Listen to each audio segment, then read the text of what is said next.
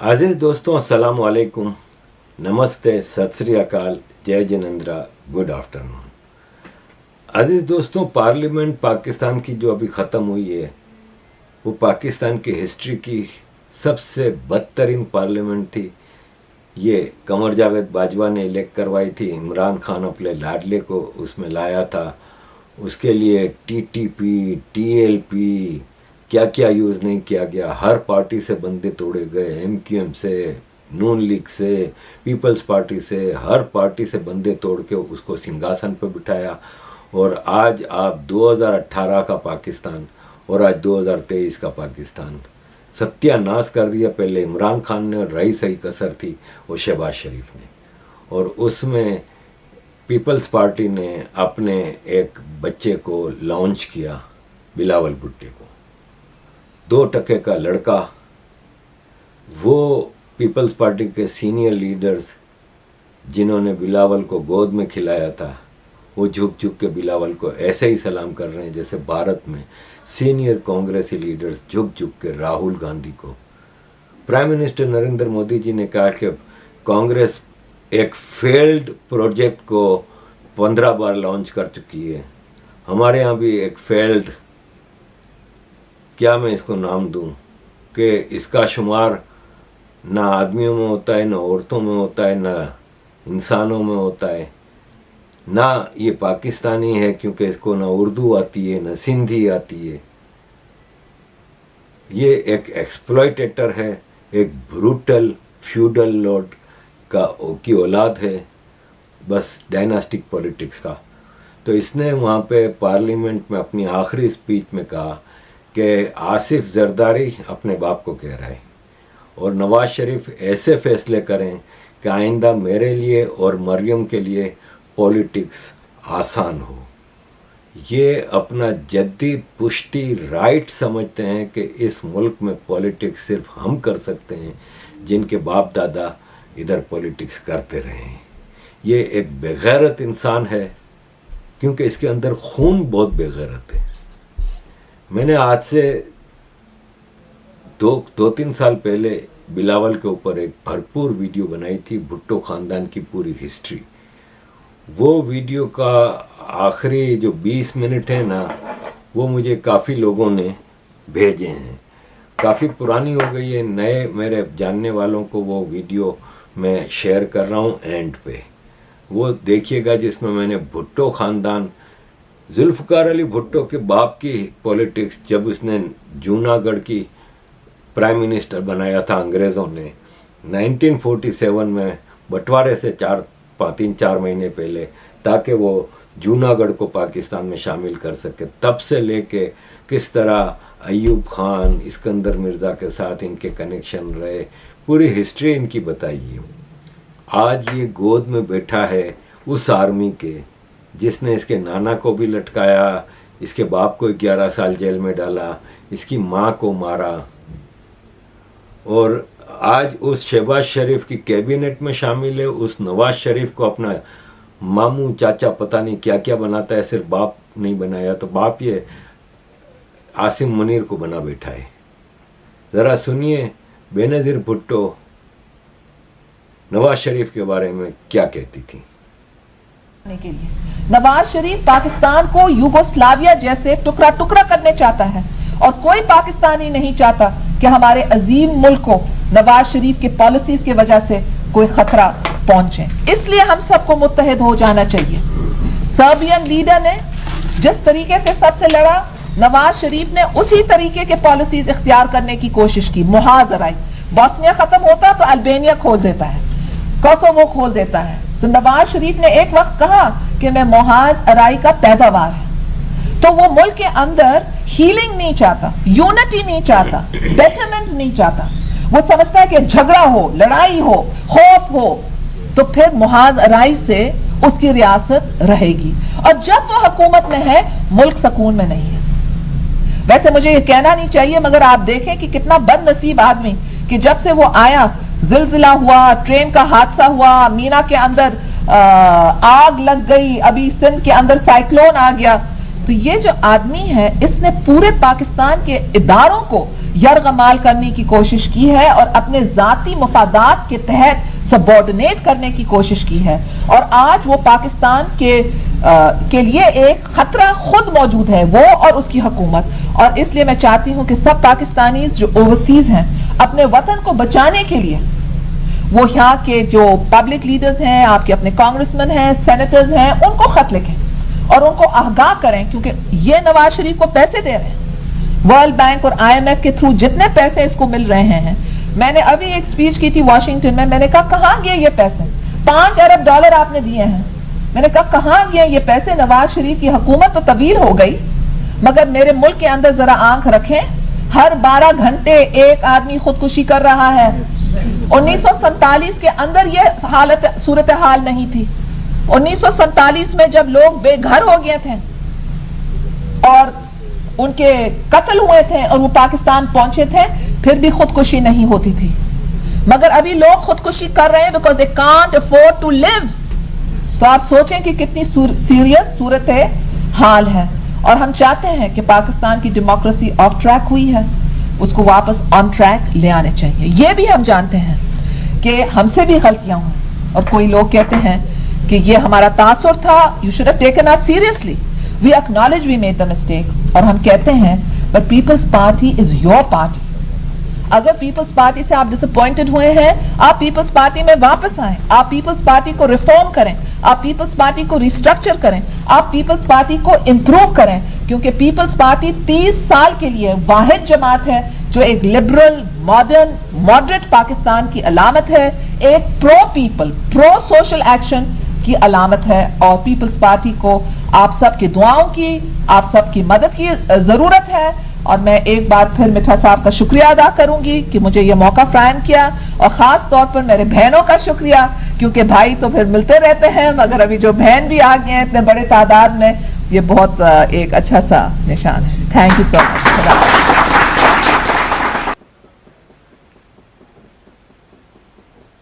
अजीज दोस्तों, जिस तरह राजीव गांधी का मर्डर हुआ तो कांग्रेस को फायदा हुआ और कांग्रेस इलेक्शन जीती और 10 साल भारत का सत्यानाश करती रही, वैसे ही 2007 में बेनज़ीर भुट्टो को उसके शौहर आसिफ जरदारी ने मरवाया।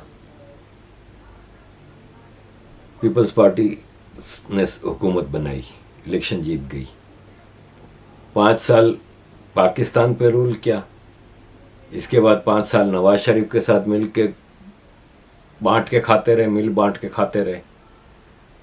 16 साल से 2007 से 2023 तक लगातार सिंध पे रूल करते रहे। पाकिस्तान का 70% जो नेशनल एक्सचेकर को देता है उस रिसोर्सफुल प्रोविंस पे।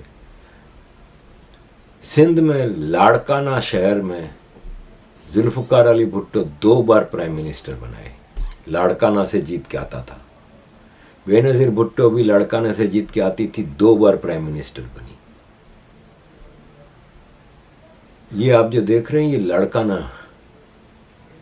लाड़काना में अगर कोई एक अच्छी बिल्डिंग है तो वो भुट्टो का मज़ार है, जहाँ पे बेनज़ीर भी दफन है, भुट्टो भी दफन है, शाहनवाज, मीर मुर्तज़ा भुट्टो सारे उधर ही दफन है।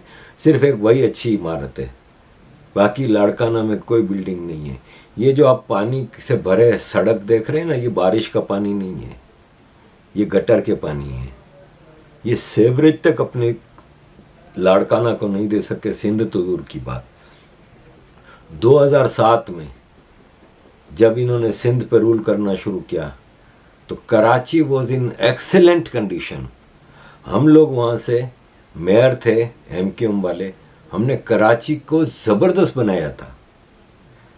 एक से एक सड़कें थीं, अंडरपासेस थे, फ्लाईओवर थे, पानी का सिस्टम था, सीवरेज का सिस्टम था, हर चीज़। पानी की K3 लाइन लाए थे, फिर K4 की लाइन का प्रोजेक्ट शुरू था, लेकिन पीपल्स पार्टी ने आके आज 16 साल में वो K4 प्रोजेक्ट नहीं कर सके। हम 2 साल में लेके आ गए थे K3। सत्यानाश मार दिया है, लूट मार के अंबार लगाए हैं बिलावल की इस पार्टी ने। मुझे आज बिलावल के बारे में बात इसलिए करनी पड़ रही है कि बिलावल ने वापस अपनी थूथनी खोली है।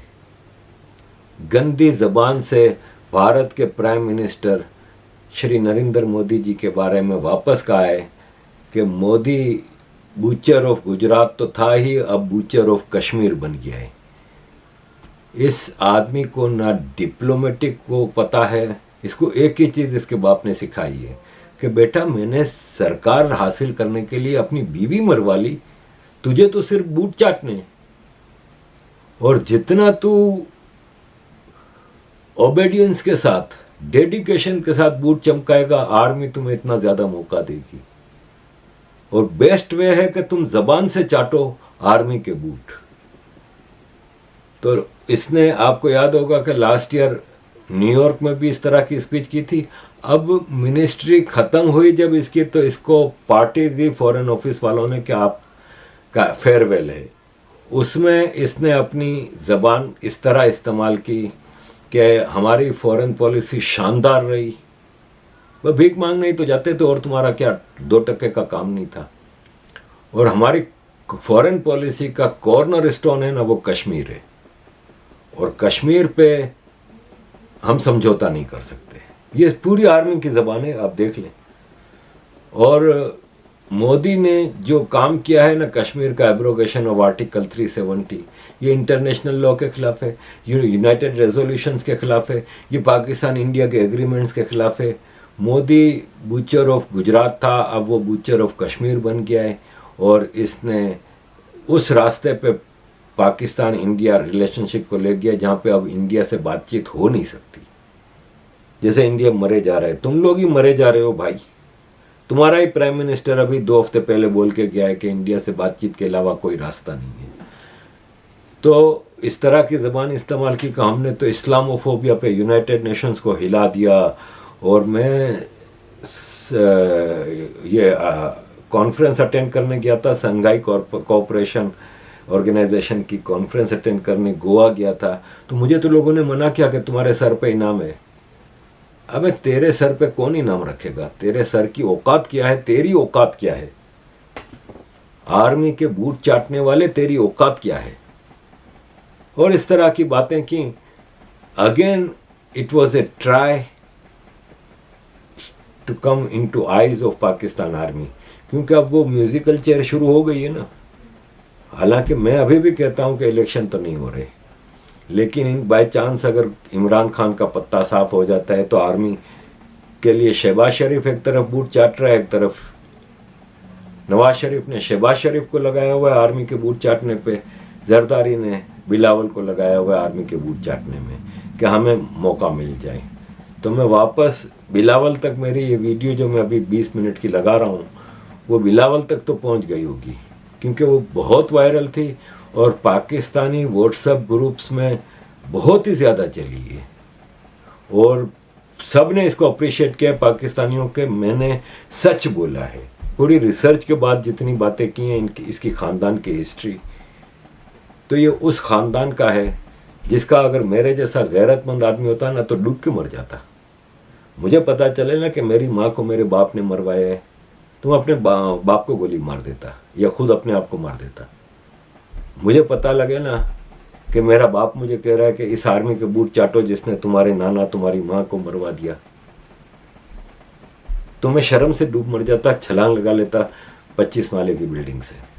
लेकिन ये बेगैरत है भाई, बेगैरतों से कोई आप उम्मीद नहीं रख सकते। अजीज़ दोस्तों, ये अगर आप इंटरेस्टेड हो तो ये पीपल्स पार्टी की हिस्ट्री पे मेरी वीडियोज देखें। And thank you very much अजीज़ दोस्तों for all your support. Kindly keep supporting. तुम्हारी मां ने प्राइम मिनिस्टर बनी 1988 में, कुछ ही महीनों में बलोचिस्तान की गवर्नमेंट को सैक कर दिया। नवाब अकबर बुगटी बलोचिस्तान के चीफ मिनिस्टर थे, गवर्नर राज लगा दिया। जनरल मूसा खान गवर्नर था बलोचिस्तान का। तुम लोग तो किसी डेमोक्रेसी पे बिलीव ही नहीं करते हो। अब मैं तुम्हारे खानदान के जरा इतिहास पे जाऊंगा। तुम्हारे नाना का बाप, जुल्फकार अली भुट्टो का बाप, सर शाहनवाज भुट्टो, अंग्रेज सर का खिताब किसको देता था? जो इनके बूट चाटता था, जो अंग्रेजों के पांव में बैठता था, उसको देता था। भारत की आजादी के किसी मतवाले का नाम बता दो जिसके साथ सर लगा हुआ हो। लेकिन पाकिस्तान का अल्लामा इकबाल भी सर इकबाल था, ये सर शाहनवाज भुट्टो, ये राजस्थान के पंजाबी थे, भट्टी राजपूत हैं। ये भट्टी राजपूत असल में पंजाबी होते हैं या राजस्थानी थे। अंग्रेज ने सर शाहनवाज भुट्टो के खानदान की अंग्रेज सरकार के लिए कुर्बानियों को, उनकी मदद के लिए कि क्रांतिकारियों और भारत के आज़ादी के मतवालों के खिलाफ भुट्टो, सर शाहनवाज भुट्टो के खानदान ने मदद की थी। तो अंग्रेज ने सिंध में, जो कि बॉम्बे प्रेसिडेंसी का हिस्सा था उस वक्त, सिंध में लाड़काना, सखर, मीरपुर खास, नवाबशाह में ढेरों जमीन दे दी। He became the biggest feudal lord of Sindh. Rajasthan में रहता था, मूव कर गए सिंध। अंग्रेजों ने पूरा सिंध इनके हवाले कर दिया कि इससे ज्यादा हमारा वफादार कुत्ता कौन होगा। और सर शाहनवाज भुट्टो को मैं 1947 में जूनागढ़ स्टेट का प्राइम मिनिस्टर बनाया, दीवान बनाया। अगस्त 1947 में बंटवारा था। मैं 1947 में अपने सबसे वफादार कुत्ते सर शाहनवाज भुट्टो को दीवान लगाया, प्राइम मिनिस्टर लगाया जूनागढ़ रियासत पे, जिसका नवाब था नवाब मोहब्बत खान जी। नवाब मोहब्बत खान जी का प्राइम मिनिस्टर इसको बनाया। 15 अगस्त 1947 को इंडिया का डिवीजन होता है, पाकिस्तान इंडिया अलग अलग आज़ाद होते हैं। तो अंग्रेज ने प्रिंसली स्टेट्स को ये चॉइस दी थी कि आप या तो पाकिस्तान के साथ जुड़े हैं या इंडिया के साथ। अंग्रेज की साजिश ये थी कि इंडिया को तोड़ना है। पहले तो ईस्ट और वेस्ट विंग तोड़ दिए, पाकिस्तान बना दिया। अब विद इन इंडिया इन्होंने कई पाकिस्तान बनाने थे। जूनागढ़ की रियासत के दीवान ने, सर शाहनवाज भुट्टो ने 15 अगस्त 1947 को मोहम्मद अली जिन्ना को खत लिखा कि रियासत जूनागढ़ पाकिस्तान के साथ एक्सेशन कर दी है। 15 अगस्त को ही वहां पे 85% हिंदू रहते थे। हिंदू खड़े हो गए, बोल ना तो तुम्हारा बॉर्डर मिलता है जूनागढ़ का पाकिस्तान से, गुजरात है चारों तरफ। गुजरात उस वक्त मुंबई का हिस्सा था, महाराष्ट्र का। गुजरात है तुम्हारे चारों तरफ, बीच में ये छोटी सी एक रियासत है जूनागढ़, इसमें भी 85% हिंदू हैं। नवाब मुसलमान है तो क्या हुआ, दीवान मुसलमान है तो क्या हुआ, हम नहीं होने देंगे। रिवोल्ट हुआ और हिंदुओं ने पूरे जूनागढ़ रियासत को कब्जा कर लिया। अभी तो भारत की आर्मी आई भी नहीं थी। नवाब मोहब्बत खान जी भाग के पाकिस्तान चले गए। दीवान सर शाहनवाज भुट्टो भाग के सिंध चले गए, इनकी जागीर थी वहां पे। ये है इनका कैरेक्टर। और फिर सिंध में ये सबसे बड़ा फ्यूडल लॉर्ड। पाकिस्तान में जिन्ना के मरने के बाद गुलाम मोहम्मद नामी एक ब्यूरोक्रेट गवर्नर जनरल बनता है, और फिर इसके बाद गवर्नर जनरल बनता है retired army officer Sikandar Mirza. Sikandar Mirza sir Shahnawaz Bhutto का खास दोस्त था। वो सिंध में शिकार करने आता था जंगलों में, इसकी सर शाहनवाज भुट्टो की जमीनों पे। वहां पे सर शाहनवाज भुट्टो ने अपने बेटे जुल्फकार अली भुट्टो का इंट्रोडक्शन कराया। और मैं एक बात और यहां पे याद आई है तो बता दूं कि सर शाहनवाज भुट्टो, जैसे कि आज सिंध में हिंदू लड़कियों को बाय फोर्स कन्वर्ट कर दिया जाता है और फिर शादी कर दी जाती है जो अगवा करता है उससे, इसी तरह जुल्फकार अली भुट्टो के बाप सर शाहनवाज भुट्टो ने भी एक हिंदू लड़की लक्ष्मीबाई को मुसलमान करके उससे शादी की थी। अगर बिलावल समझता है कि इसका खून जो है वो मां के उससे चला है, तो हिंदुओं का खून है। वो बेचारी को कन्वर्ट किया गया था भुट्टो की मां को। तो जुल्फकार अली भुट्टो का इंट्रोडक्शन सिकंदर मिर्जा से कराया इसके बाप सर शाहनवाज भुट्टो ने कि ये मेरा टैलेंटेड बेटा टैलेंटेड बेटा, जाहिर है जागीरदार का बेटा था, कैलिफोर्निया की यूनिवर्सिटी, ऑक्सफोर्ड यूनिवर्सिटी इधर से पढ़ के आया था, लॉयर था। और एक और बात बता दूं, याद आई है तो, कि 1947 में जुल्फकार अली भुट्टो मुंबई में ही था, वो नहीं गया पाकिस्तान, इसलिए कि इनकी ज़मीनें थी। उस वक्त जो इंडिया आज़ाद हुआ था तो इंडिया के अंदर इनकी ज़मीनें थी, तो इसने ज़मीनें बेचने के लिए वहाँ पीछे रुका रहा। तो मुंबई हाई कोर्ट में, कहीं से आपको गूगल पे से ये डॉक्यूमेंट मिल जाएगा, मुंबई हाई कोर्ट में जुल्फकार अली भुट्टो ने एक एफिडेविट जमा कराया था कि मैंने पाकिस्तानी नेशनलिटी नहीं ली, मैं इंडियन नेशनल हूँ। सारी ज़मीनें बेचने तक वो इंडियन नेशनल रहा है। 50s में जाके इसने सब जब ज़मीनें बेच दी, सब पैसा माल बना लिया, फिर ये निकला और सिंध चला गया, इस्कंदर मिर्ज़ा की कैबिनेट का हिस्सा बन गया, पाकिस्तान का यंगेस्ट मिनिस्टर। फिर अयूब खान का दौर आया, ये अयूब खान के बिल्कुल कदमों में बैठ गया। बिलावल भुट्टो का नाना जुल्फकार अली भुट्टो अयूब खान को डैडी कहता था। दुनिया में कोई एक गैरतमंद आदमी दिखा दे जो किसी आदमी जो कि इसका बाप नहीं हो उसको डैडी कह। आप अंकल कह सकते हैं, आप चाचा कह सकते हैं, मामा कह सकते हैं, डैडी। ये जुल्फकार अली भुट्टो, मैं नहीं कह रहा, हिस्ट्री भरी पड़ी है, पर आप गूगल पे चेक करें, भुट्टो अयूब खान डैडी, 3 लफ्ज डालें आ जाएगा सामने। डैडी कहता था।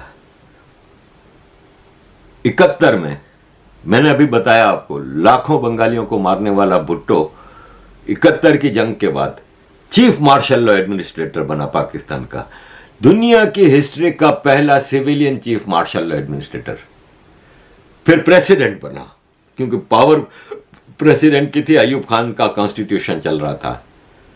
फिर नया कॉन्स्टिट्यूशन बनाया, उसमें पावर सारी प्राइम मिनिस्टर को दी, तो प्राइम मिनिस्टर बना। यह भी आपको हिस्ट्री में शायद कहीं नहीं मिलेगा कि एक ही आदमी chief marshal law administrator, president और प्राइम मिनिस्टर रहा है। 71 की जंग के जो जंगी कैदी वापस आए तो पूरी फौज को बलूचिस्तान में बम्बार्डमेंट पे लगा दिया। बलूचिस्तान के गांव-गांव में बम्बार्डमेंट की इसके नाना ने। सारे बलोच लीडरशिप, नवाब खैर बख्श मरी, अताउल्ला मेंगल, हासिल बजिंजो, गोस बख्श बजिंजो, नवाब अकबर बुगटी, सब भाग गए, सब अफगानिस्तान चले गए। ये था भुट्टो का कैरेक्टर। और आखिर में जियाउल हक ने उसको फांसी दी, अदालत ने फांसी दी। आप लाख कहें कि जुडिशियल मर्डर था, ये था, वो था। उसने नवाब कसूरी को मारा था। आज इसका बेटा बैठा है, कसूरी वकील है, इसके बाप को मारा था नवाब कसूरी को, जुल्फकार अली भुट्टो ने। जुल्फकार अली भुट्टो अपने पॉलिटिकल ओपोनेंट्स को या तो जेल में रखता था, उन पर टॉर्चर करता था। ये वली खान, बादशाह खान का बेटा, सबको जेलों में रखा था। भुट्टो ने डिक्टेटर था, भुट्टो ब्रूटल डिक्टेटर था। बलूचिस्तान और केपीके की गवर्नमेंट इसने खत्म कर दी थी, वहां गवर्नर राज लगाया था।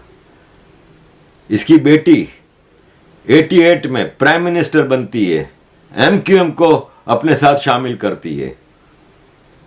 एक भी वादा पूरा नहीं किया। एमक्यूएम ने गवर्नमेंट से निकल गई, नवाज शरीफ से मिल गई, बेनजीर की हुकूमत टूट गई। 93 में ये प्राइम मिनिस्टर बनती है बेनजीर भुट्टो, दूसरी बार। इसने कराची में, सिंध के शहरी इलाकों में ऑपरेशन शुरू किया। 25,000 मुहाजिर जवान मार दिए।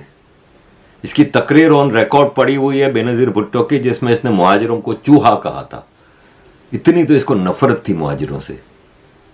ये मुहाजिरों को सोचने का मुकाम है कि पाकिस्तान में तुम लोगों को नफरत के अलावा कुछ नहीं मिला।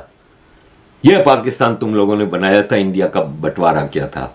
और यह इंडिया के मुसलमानों को भी देखना है कि पाकिस्तान में वो मुसलमान जो इंडिया से माइग्रेट करके आए थे उनका क्या हाल हुआ है। शर्म करो जो तुम लोग इंडिया में अगर उल्टे काम करते हो। कुछ मुसलमान, सारे नहीं। इंडिया के मुसलमान कदर करें कि वो इंडिया में रहते हैं। देखें हम लोगों का क्या हाल किया था। ये थी इसकी मां बेनजीर भुट्टो। 96 में इसकी मां की गवर्नमेंट इसके अपने हैंडपिक प्रेसिडेंट फारूक लगारी ने करप्शन की बुनियाद पर तोड़ी थी। 2 वजूहात पे, करप्शन और कराची में ऑपरेशन मुहाजिरों के खिलाफ, कत्लेआम, एक्स्ट्रा जुडिशियल किलिंग। वो जो गवर्नमेंट तोड़ने की जो नोटिस निकला था ना, उस पर ये वजूहत लिखी हैं, वो भी आपको गूगल से मिल जाएगा। जब ये पहली बार प्राइम मिनिस्टर बनी थी 88 में, तो इसका बाप बिलावल का आसिफ जरदारी मिस्टर 10% मशहूर हुआ था। हर चीज में 10% इसकी कमीशन बंदी हुई थी। एक मशहूर केस है गुलाम हुसैन अन्नड़, गूगल में डालिएगा। एक बिजनेसमैन इंग्लैंड से आया था पाकिस्तान में बिजनेस करने, उसको अगवा किया जरदारी ने, उसकी टांग पे बम बांधा और उसको बैंक भेजा के सारे पैसे निकाल के आओ मुझे दो। आपको मैं बता दूं कि जब बेनजीर भुट्टो प्राइम मिनिस्टर बनी थी, इससे पहले पाकिस्तान में अगवा बराए तावान नहीं होता था, किडनैपिंग फॉर रैंसम नहीं होती थी। यह आसिफ जरदारी के ज़माने में हुई थी। बड़े बड़े बिजनेसमैनों के बच्चे अगवा हो रहे हैं, लोग अगवा हो रहे हैं। ये डाकू आसिफ जरदारी की गवर्नमेंट में। गवर्नमेंट खत्म हुई बेनजीर की, 93 में बेनजीर भुट्टो प्राइम मिनिस्टर बनती है, तो आसिफ जरदारी को बाकायदा कैबिनेट में शामिल किया, मिनिस्टर बनाया, और पूरे पाकिस्तान में शोर मच गया कि आसिफ जरदारी अब मिस्टर 10% नहीं है, मिस्टर 90% है। लूट मार इतनी की है इसने। बेनजीर भुट्टो के कत्ल में भी सब कह रहे हैं कि आसिफ जरदारी का हाथ है। क्यों? कि आसिफ जरदारी मुशर्रफ के पूरे पीरियड में जेल में रहा। नवाज शरीफ के जितने इससे पहले पीरियड आए थे, 2 पीरियड उसमें जेल में रहा, करप्शन के चार्जेस पे, कत्ले आम के चार्जेस पे, गुलाम हुसैन उन्नड़ के केस में, सब में। मुशर्रफ से अबू धाबी में बेनजीर भुट्टो की एक डील हुई थी, NRO, नेशनल रिकंसिलिएशन ऑर्डिनेंस, जिसमें मुशर्रफ ने सारे केस खत्म किए थे इनके ऊपर। और उस NRO के नतीजे में जरदारी छूटा था, तो बेनजीर भुट्टो से मुशर्रफ ने यह डील की थी कि जरदारी पाकिस्तान में कदम नहीं रखेगा। तो जरदारी को फिर बेनजीर भुट्टो लेके अबू धाबी चली गई थी। जब बेनजीर भुट्टो वापस आई और इलेक्शन कैंपेन शुरू की, मुशर्रफ के खिलाफ कैंपेन शुरू की, जजेस मूवमेंट में शामिल हुई, ये गाड़ी में जा रही है रावलपिंडी में। इसको मना था कि तुम्हारी सिक्योरिटी को थ्रेट है, तुम गाड़ी की छत से बाहर नहीं निकलना। तो जरदारी का फोन आता है इसको गाड़ी में अबू धाबी से कि पब्लिक तुम्हारे को वेव करने के लिए तरफ रही है, तुम कम से कम थोड़ा ऊपर बाहर निकल के गाड़ी में से हाथ तो हिला दो। जैसे ही बाहर निकली गोली लगी। जैसे ही गोली लगी, जरदारी अगली फ्लाइट से करा पाकिस्तान। वो दिन है 27 दिसंबर 2007 और आज 2022, 15 साल हो गए। जरदारी एक दिन भी जेल में नहीं रहा। इसने आर्मी से डील कर ली। मुशर्रफ जरदारी ने मिलकर बेनजीर भुट्टो का सफाया कर दिया।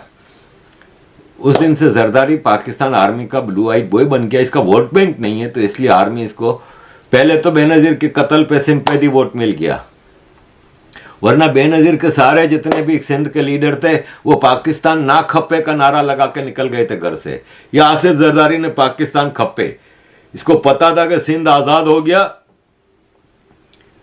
हमारा काम खत्म, फिर सिंध में हमारी जागीरदारी नहीं चलेगी, ये पाकिस्तान है तो हमारी लूटमार चलती रहेगी। इसने पाकिस्तान खप्पे का नारा लगाया और तब से ये जेल में नहीं गया। दन दनाता हुआ 2013 तक हुकूमत की, फिर नवाज शरीफ से भी हाथ मिला लिया। वो शहबाज शरीफ जो इस वक्त प्राइम मिनिस्टर है, जिसके अंडर में बिलावल भुट्टो है, उसने हेलीकॉप्टर से बेनजीर भुट्टो की नंगी पिक्चरें फेंकी थी, बिलावल की मां की। उनके साथ मिलकर फिर ये लूटमार का सिलसिला चलाते रहे।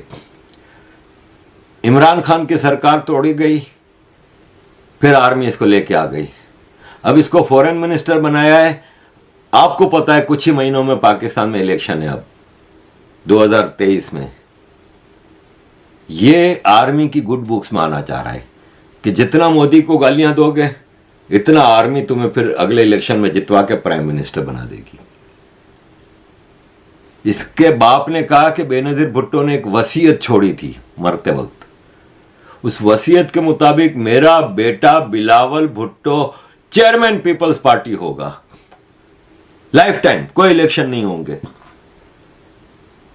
कल का लौंडा चेयरमैन बन गया, जितने सीनियर पीपल्स पार्टी के लोग थे, बड़े सफेद बाल बूढ़े जिनकी गोदों में ये खेला है, वो इसके पीछे हाथ बांध के खड़े होते हैं। मैं देखता हूं यूएन में जब ये खड़ा होता है तो इसके पीछे मुनीर अकरम, पाकिस्तान का परमानेंट रिप्रेजेंटेटिव यूएन में, 50 साल से सर्विस में है, 50 साल से, बूढ़ा एक्सपीरियंस्ड, वो बिलावल भुट्टो के पीछे अदब बांध के खड़ा होता है। मैं जब 95 में जब यूएन में गया तो मुनीर अकरम पाकिस्तान का यूएन जिनीवा में परमानेंट रिप्रेजेंटेटिव था, एक टॉप का डिप्लोमेट। कभी अमेरिका में होता है, कभी इधर होता है। वो ये बिलावल भुट्टो कल के लौंडे के पीछे, जिसको सही से उर्दू भी बात करनी नहीं आती, इंग्लिश भी बात करनी नहीं आती। अजीज दोस्तों, कहने को मेरे पास बहुत कुछ है। बिलावल को सिर्फ इतना कहूंगा कि ये एमनेस्टी इंटरनेशनल रिपोर्ट ने अभी, जब तुम फॉरेन मिनिस्टर हो, ये पाकिस्तान के ऊपर 29 पेज की रिपोर्ट निकाली है ह्यूमन राइट्स वायोलेशन की। थोड़ा शर्म कर लो। तुम ये जो पूरे दुनिया में घूम रहे हो ना, इस पे अब तक 175 करोड़ रुपया लग चुका है तुम्हारे फॉरेन मिनिस्टर के ऊपर। एक पैसे का काम नहीं है तुम्हारा, कोई पाकिस्तान का कहीं नहीं, घूमते फिरते हो, बस मोदी को गालियां देने के लिए बैठे हुए हो तुम। शर्म करो, थोड़ा पाकिस्तान का हाल देखो। पाकिस्तान में लोग भूखों मर रहे हैं। तुम्हारे फेडरल रिजर्व में -$300 मिलियन है, क्योंकि $6.7 मिलियन है, $6.7 बिलियन हैं, जिसमें से 3 बिलियन सऊदी अरब के हैं, 2 बिलियन चाइना के हैं, 2 बिलियन इमारात के हैं, 7 बिलियन ये इन्होंने रखने के लिए दिया था, खर्चा करने के लिए नहीं दिया था। इसमें से भी तुम लोग 300 मिलियन खा गए हो। और ये वीडियो है ना, ये तुम्हारे सिंध की है। ये देखो, जमीन के अंदर का पानी भी खत्म हो गया, लोगों को तुम पानी पीने के लिए नहीं दे रहे हो। और तुम बात कर रहे हो आखिरी में, ये हिलरी क्लिंटन जब प्रेसिडेंट थी तो उसने कहा था कि Pakistan, you can not keep snacks in your backyard. और ये एंड पे मैं 1 मिनट की वीडियो लगा रहा हूं निक्की हैली की। निक्की यूनाइटेड नेशन में अमेरिका की परमानेंट रिप्रेजेंटेटिव थी। वो बता रही है कि पाकिस्तान टेररिज्म में इन्वॉल्व है, इसलिए हम इनको अब मदद नहीं दे सकते। ऐसी मेरे पास भरी पड़ी हैं लिस्टें चीज़ों की, मैं तुम्हें मजीद क्या बताऊं। तुम्हारे अंदर थोड़ी भी शर्म होती ना तो तुम ज़मीन पे थूक के उसी में डूब के मर जाते। लेकिन शर्म इसलिए नहीं है कि एक बेगैरत बाप आसिफ जरदारी के बेटे हो, एक बेगैरत खानदान भुट्टो के तुम्हारी माँ है और तुम उसी नस्ल से हो। अजीज दोस्तों, thank you very much for all your support. Keep